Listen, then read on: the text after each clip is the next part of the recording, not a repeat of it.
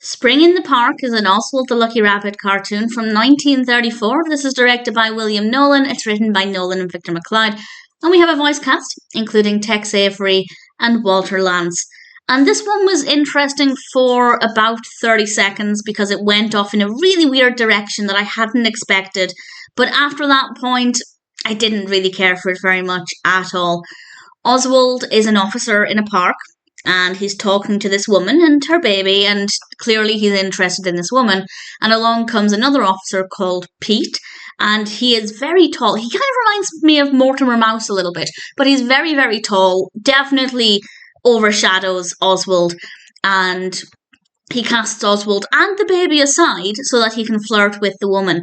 And I won't say what Oswald does next. I don't want to spoil it. As I said, I didn't see it coming, so I won't give it away.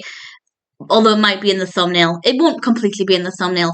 But he does something that I thought was definitely very strange and a little bit awkward. And in general, after I got over the initial, wow, this was unexpected, I kind of found the execution of the narrative to be very dull. It seemed to be all over the place, but nothing really happened either. And I just didn't really take to it. I didn't think the narrative was very interesting. The characters, yes. I thought Oswald was Oswald. Pete was definitely a well-animated character who was fascinating enough, but the actual specifics of the narrative, I just didn't think were that interesting. For me personally, there wasn't really a lot going on that I really enjoyed. So, do I recommend it? I guess only if you're a big Oswald fan. I won't say what happens, as I said. Oswald does something that I hadn't predicted, and that was interesting for about 30 seconds, maybe a minute. But after that point, it wore a little bit thin, and I kind of just was a little bit bored.